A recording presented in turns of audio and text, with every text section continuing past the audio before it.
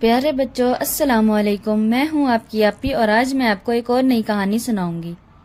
School سے چھٹی ہوئی تو بچوں نے اپنے اپنے گھروں کی راہ لی۔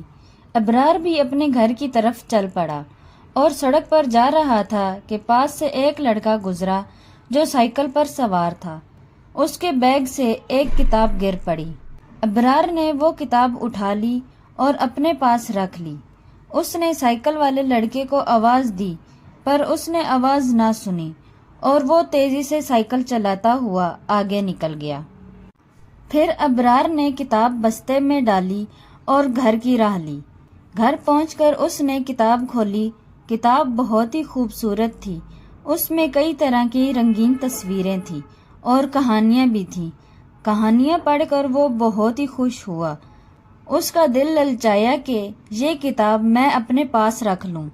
یہ سوچ کر اس نے وہ کتاب میز پر رکھ دی جس پر وہ بیٹھ کر اپنی پڑھائی کرتا تھا۔ صبح سکول جانے کا وقت ہوا تو اسے پھر کتاب کا خیال آیا۔ اس نے سوچا کہ یہ کتاب میری نہیں ہے۔ اس نے وہ کتاب اٹھائی اور اپنے بیگ میں رکھ لی۔ اسکول پہنچ کر ابرار نے وہ کتاب اپنے استاد صاحب کو دی اور سارا واقعہ سنا دیا۔ استاد صاحب نے کتاب کھولی تو پہلے صفحے پر لکھا تھا حامد چوتھی جماعت۔ استاد صاحب نے چوتھی جماعت سے حامد کو بلایا اور اس سے پوچھا کہ بیٹا یہ کتاب تمہاری ہے؟ وہ بولا جی ہاں یہ کتاب تو میری ہے، میں کل سے تلاش کر رہا ہوں مگر کہیں نہیں ملی۔ استاد صاحب نے کہا کہ تمہاری یہ کتاب سڑک پر گر گئی تھی، ابرار نے اٹھا لی اور لا کر مجھے دی ہے۔